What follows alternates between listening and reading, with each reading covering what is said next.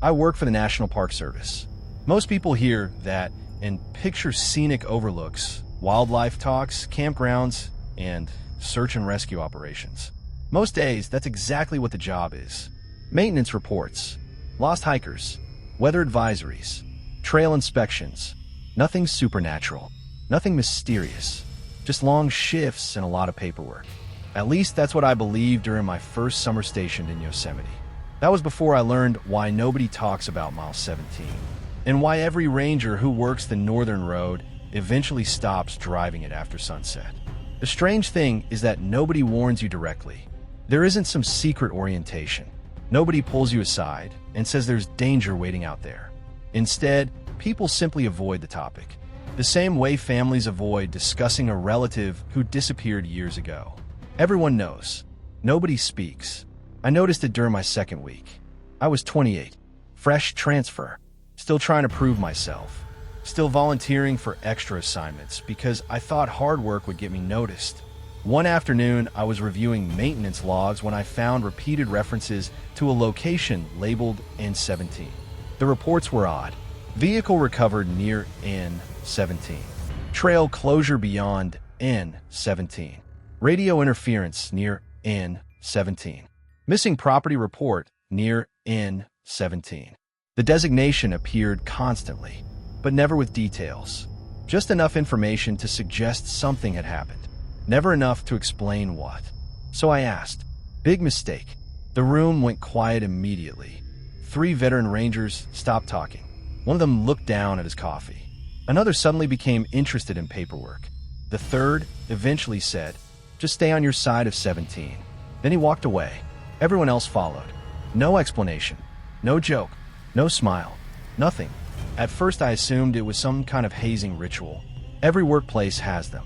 Some inside joke aimed at new employees. I forgot about it. For a while. Then people started disappearing. Not tourists. Not exactly. The first incident involved a maintenance contractor named Eric. 42 years old. Married. 2 kids. Worked road repairs. Reliable guy. One morning, he radioed dispatch from Mile 16. Routine status update. Everything normal. 10 minutes later, he called again.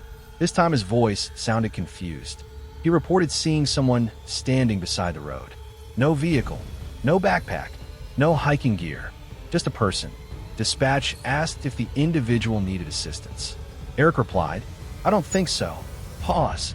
Then, "They've been standing in the same spot since I passed them." Dispatch reminded him he had only driven one direction. Eric answered something nobody could explain. "No, I passed them twice." Then the radio cut out. Search teams found Eric's truck 6 hours later. Engine running. Driver's door open. Lunch untouched. Eric gone. No footprints. No blood. No signs of struggle. Nothing. The official report listed him as missing. Unofficially, nobody expected to find him. That was the first clue. Nobody searched beyond Mile 17 after dark. Not even search and rescue. That should have bothered me more than it did. Instead, I convinced myself there was some practical reason. Dangerous terrain. Wildlife. Cliffs. Something normal. Then I received my first warning. It came from Ranger Keller. 30 years with the Park Service. Old school. Quiet. The type of man who never wasted words. We were checking trail markers one afternoon when he handed me a folded piece of paper. No explanation. Just handed it over and kept driving. I opened it later. Inside were 3 sentences. If you pass Mile 17 after sunset, do not stop for anyone. If you hear your name, keep driving. If you see a second mile marker that says 17, turn around immediately. That was it. No signature. No explanation. Just instructions. I laughed when I read it. Not because it was funny, because it felt ridiculous. Like something from a campfire story. I kept the note anyway. 3 days later, I stopped laughing. A thunderstorm rolled through the valley late one evening. Heavy rain, low visibility, road washout reports. Half the staff were already occupied. Dispatch needed someone to inspect a damaged section of road near Mile 16. I volunteered. Keller immediately said no. The supervisor overruled him. Staffing shortages. Routine inspection. Nothing unusual. By 8 p.m., I was driving north. Rain hammered the windshield. Trees bent under strong wind. Radio reception faded in and out. The road felt deserted. Not unusual. Storms tend to clear people out. I passed mile 15, then 16. The washout report turned out to be minor. A fallen branch. Nothing more. I documented it, cleared the debris, finished the report, then started driving back. Simple. Easy. Except I never reached mile 15. The next marker I saw was mile 17. I slowed down, confused. I'd already passed it. I was heading south. The marker should have been behind me. Maybe I had missed a turn. Maybe the weather was affecting visibility. I kept driving. 2 minutes later, I saw another mile 17 sign. My stomach tightened. The note from Keller flashed through my head. If you see a second mile marker that says 17, turn around immediately. I should have listened. Instead, curiosity won. I drove forward, and that's when I saw the woman, standing beside the road. Exactly as Eric described. No umbrella, no backpack, no vehicle, just standing there, watching the rain. She didn't wave, didn't signal for help, didn't move at all. I slowed instinctively, then remembered the first rule. Do not stop for anyone. I pressed the accelerator. As I passed her, she turned her head and smiled. I only saw her for a second, but something about that smile felt wrong. Not hostile, not threatening, just unfamiliar, like someone copying the expression without understanding why humans use it. I drove another mile. Then the radio crackled. Dispatch. Or at least I thought it was dispatch. A voice said my name. Ryan. I grabbed the microphone, then froze. The second rule. If you hear your name, keep driving. The voice repeated it. Closer this time. Not through the radio. Inside the vehicle. Ryan. I checked the passenger seat. Empty. Back seat. Empty. The voice came again, directly behind my head. Ryan. I nearly lost control of the truck. Then the radio exploded with static, and every dashboard light went dark. For 3 seconds, I drove through complete darkness. No headlights. No instruments. Nothing. Then everything returned. The storm was gone. The road was dry, and it was daylight. I slammed the brakes. The truck skidded sideways.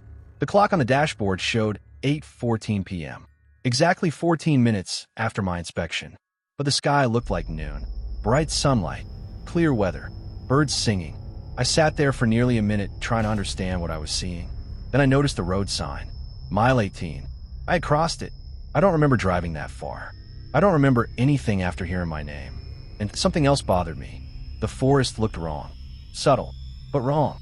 The trees seemed taller. The shadows stretched in impossible directions.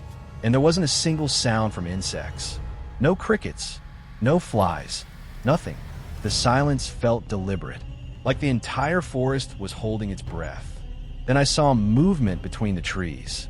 Someone was standing there, watching me, and behind them, another person, and another, and another. Dozens of figures, perfectly still, half hidden among the pines, all facing the road, all facing me, and not one of them looked completely human. I threw the truck into reverse. The figures didn't move, didn't react, didn't chase. They simply watched, like they already knew where I was going. And as I backed toward mile 17, one of them slowly raised a hand, not waving, pointing toward something standing behind my truck. I was too afraid to turn around, but eventually I did. And what I saw in the rearview mirror made me understand why nobody talks about what lives beyond mile 17. Because standing in the middle of the road was me. For a second, I genuinely believed I was looking at a reflection. The same Ranger jacket, the same rain-spotted baseball cap, the same face, same height, same posture. Even the flashlight clipped to the vest sat in exactly the same position. The only difference was the expression. I looked terrified. The thing in the road looked calm. Not smiling, not threatening, just waiting, like it had all the time in the world. My foot slammed onto the accelerator. The truck lurched backward. I didn't take my eyes off the mirror. The figure remained perfectly still as the distance increased. 50 feet, 70 feet, 100 feet, still standing there, watching. Then the road curved. Trees blocked the view, and it vanished. The moment I lost sight of it, the storm returned. Rain hammered the windshield again. The sky turned black. The dashboard clock flickered. 8:15 p.m. 1 minute had passed. 1 minute. It felt like I had spent hours beyond mile 17. I drove straight back to the ranger station. Didn't stop. Didn't report anything over the radio. Didn't tell dispatch. I just drove. When I finally arrived, Keller was waiting outside. Not surprised. Not curious. Waiting. As if he'd known exactly when I'd return. The first thing he asked was, "Did it show you?" I didn't answer immediately, because the question terrified me more than the experience itself. Not "What happened?" Not "Are you okay?" Not "What did you see?" Did it show you? Like there was only one possible thing waiting out there. Eventually I nodded. Keller closed his eyes. For a moment he looked exhausted. Then he asked the second question. "Did it look exactly like you?" That was when I realized this wasn't the first time. Not even close. I spent the next 2 hours inside a small maintenance office behind the main station. No reports. No official paperwork. Just me and Keller. The blinds remained closed. The doors stayed locked. And for the first time, somebody finally talked about mile 17. Or at least part of it. According to Keller, the road wasn't the problem. The marker wasn't the problem. The forest wasn't even the problem. Something happened beyond the marker. Nobody knew exactly what. Nobody could agree on details. Because everyone remembered it differently. That was the first contradiction. Every witness described different events. Different landscapes. Different weather. Different entities. But every story ended the same way. They encountered themselves. Sometimes on the road. Sometimes in the trees. Sometimes standing beside their vehicle. Always watching. Always waiting. And eventually, always getting closer. I asked the obvious question. "What are they?" Keller looked toward the window. Nobody who stayed long enough to find out ever came back. That answer sat with me for a while. Then another question occurred to me. What happened to Eric? Keller hesitated. That hesitation scared me more than anything he'd already told me. Because it meant he knew. Eventually he stood, walked to a filing cabinet, unlocked the bottom drawer, and removed a photograph. The image was grainy, taken from a distance. A wildlife camera. At first, I didn't understand what I was looking at. Then my stomach dropped. It was Eric, standing beside the road near mile 17. The photo timestamp was 2 days after his disappearance. He looked healthy, uninjured, calm. The problem was the date, because Eric had already been missing for 48 hours. Search teams had combed the area. Helicopters, dogs, volunteers. Nothing. Yet there he was, standing in plain view. Keller handed me a second photograph. This one was taken a week later. Same location, same posture, same clothes. No visible change. Eric hadn't moved. The third photograph was taken 3 months later. Still standing there. Exactly the same. No aging. No weight loss. No weather damage. Nothing. The fourth photo was the worst. Because Eric wasn't alone anymore. Standing beside him was another ranger. A missing ranger. Then another. Then another. The photographs showed a growing line of people standing among the trees beyond mile 17. All officially missing. All still there. Watching. Waiting. My first instinct was disbelief. Photos can be manipulated. Data can be corrupted. People make mistakes. But Keller wasn't trying to convince me. He looked like a man describing gravity.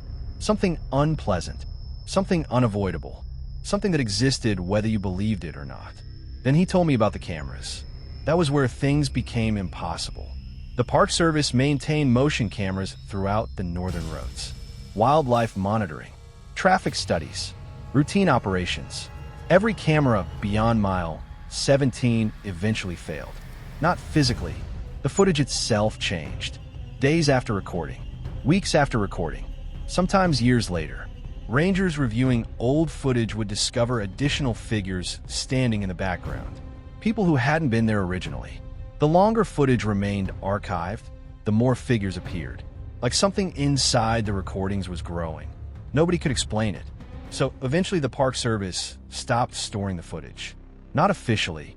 Officially it was budget cuts. Unofficially, nobody wanted to watch what happened to the recordings over time. I asked if I could see one. Keller immediately said no. Then the lights flickered. Just once. A brief interruption. Barely noticeable. But Keller's face changed instantly. He stood up, walked to the door, locked it again, then checked the window. "What?" I asked. He didn't answer. Instead, he asked a question. Who knows you were out there tonight? I frowned. What? Who knows? I thought about it. Dispatch. My supervisor. A few maintenance workers. Nothing unusual. Keller looked troubled.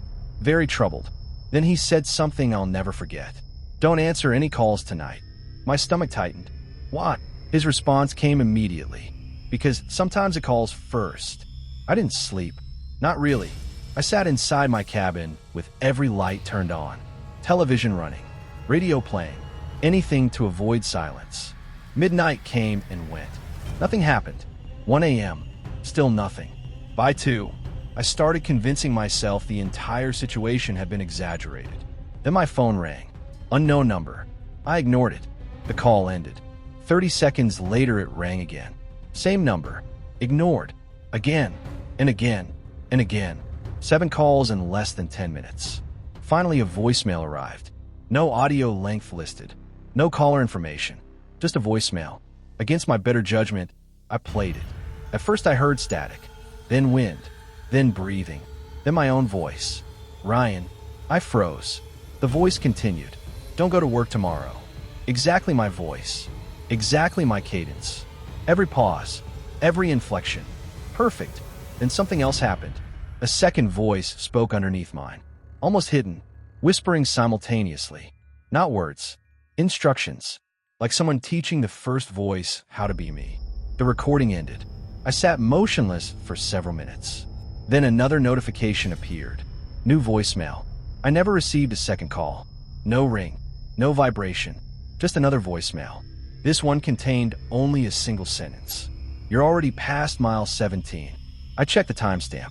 The message had been received 3 days earlier. 3 days before I drove there. 3 days before any of this happened. And somehow, it had just appeared. I wish I could tell you that was the moment I quit. That I packed my things. Transferred parks. Never looked back. But that's not what happened. Because by then another question had begun eating at me. One that felt impossible to ignore. If the thing beyond mile 17 was copying people, why did it need copies? And what happened to the originals? The answers started arriving the next morning. When I showed up for work, and everyone acted like I hadn't been there the night before. Not forgetful. Not distracted. Certain I had never left the station. Dispatch logs showed no vehicle assignment. No road inspection. No weather response. No maintenance report. Nothing. The entire trip had vanished from official records. Except I still had the photographs Keller showed me. Or at least I thought I did. Because when I opened my phone, the images were gone. Every single one. And in their place sat a new photo I had never taken. A photograph of me, standing beside mile 17, looking directly at the camera. The timestamp read tomorrow's date.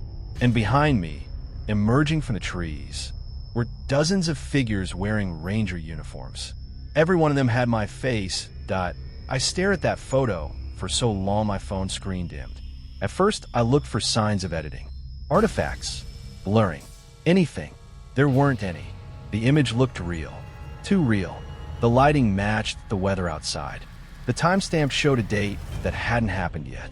And the version of me standing beside the marker wasn't looking at the camera. Not exactly. He was looking past it, at whoever had taken a picture. What bothered me most wasn't the copy. It was the expression, because he didn't look trapped. He looked relieved, like he'd finally arrived somewhere. I deleted the image immediately. The moment I did, my phone froze. The screen turned black. Then the photo reappeared, not in the gallery, as the wallpaper. I changed it. It came back. I reset the phone. It came back. Eventually, I turned the device off entirely and stuffed it into a drawer. I didn't touch it again for 3 days. During those 3 days, things got worse. Not dramatic horror movie worse. Subtle worse. The kind that slowly eats away at your certainty. Little contradictions. Little impossible details. The first involved Ranger Keller. I saw him in the parking lot Tuesday morning. We spoke for almost 15 minutes. He asked if I was sleeping, asked if the calls continued, asked if I'd been back to mile 17. Normal conversation. Nothing unusual. Then later that afternoon, I stopped by dispatch. Keller's supervisor was there. I mentioned our conversation. The supervisor frowned. What conversation? With Keller. He stared at me. Keller's on medical leave. I laughed. Thought he was joking. He wasn't. According to every record in the system, Keller had been absent for nearly 2 weeks. Hospitalized after a vehicle accident. The supervisor even showed me the paperwork. I remember standing there looking at the forms, trying to make sense of them, because I'd literally spoken to Keller that morning. Then I noticed something strange. The accident report location. Mile 17. That night, I drove past the hospital. Just to be certain, Keller was there. Room 214. Broken ribs. Concussion. Admitted 9 days earlier. He had no memory of speaking to me. No memory of our conversation. And according to security footage, he hadn't left the hospital once. I watched the recordings myself. There was no gap. No missing time. No opportunity. Yet I still remember talking to him. Clear as day. When I returned to my truck, someone had written a message across the fogged windshield. Don't trust the ones who return. I looked around immediately. Empty parking lot. No pedestrians. No witnesses. Nothing. The message vanished a few seconds later. The condensation smoothed itself out, like the words had never been there. That was when I started documenting everything. Notebook, audio recorder, photographs, dates, times. If reality wanted to change, I wanted evidence. For a while it worked. Then reality started changing the evidence too. Entries disappeared from my notebook. Recordings developed new voices. Photos contained people I hadn't seen when I took them. The worst example happened on a Friday. I photographed a damaged trail sign near the northern road. Routine documentation. When I reviewed the image later, someone was standing behind the sign. A ranger. Face hidden. Uniform stained with mud. I zoomed in. The name, tag, read Keller. The timestamp was impossible, because at that exact moment Keller had been in a hospital bed 30 miles away. I checked hospital records. Still there. Still admitted. Still under observation. Both things appeared true simultaneously.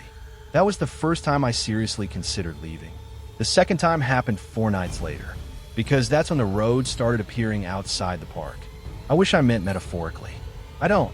One evening, I left a grocery store in town. Nothing unusual.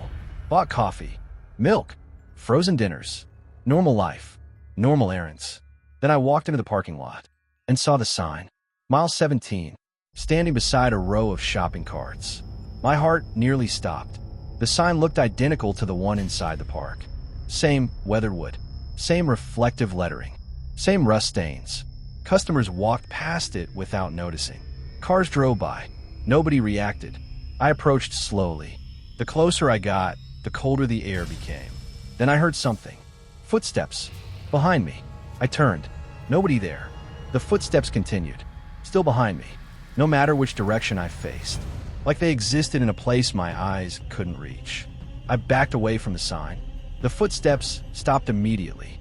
When I blinked, the sign was gone. Nothing remained except asphalt. I drove home shaking and discovered my front door already unlocked. I knew I had locked it. I always locked it. Inside, nothing appeared disturbed. No missing property. No signs of entry. Then I noticed the dining room table. A map lay unfolded in the center. A park map. One I didn't own. The northern road had been circled repeatedly in red ink. Someone had drawn arrows beyond Mile 17, toward a section of forest that officially didn't exist. No trails. No landmarks. Nothing. Just blank space. And in the center of that blank space, someone had written 3 words. They keep walking. I don't know why I went back. Looking back now, I should have quit. Should have left the state. Maybe the country. Maybe none of that would have mattered. Maybe it already knew too much. Either way, I returned. A week after my first encounter. Just before sunset. Alone. No dispatch authorization. No official assignment. Just me. A notebook. A radio. And a growing certainty that something was very wrong with the world beyond that marker. The road looked normal until Mile 16. Then things began changing. The trees became denser, the shadows deeper, the silence heavier. Even the wildlife disappeared. No birds, no insects, nothing. As though nature itself avoided crossing an invisible boundary. I reached Mile 17 just before dark.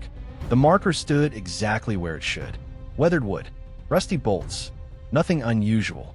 Yet standing beside it felt like standing near deep water. A strange pressure, an awareness, like something beneath the surface had noticed me. Then my radio crackled. Dispatch, or what sounded like dispatch.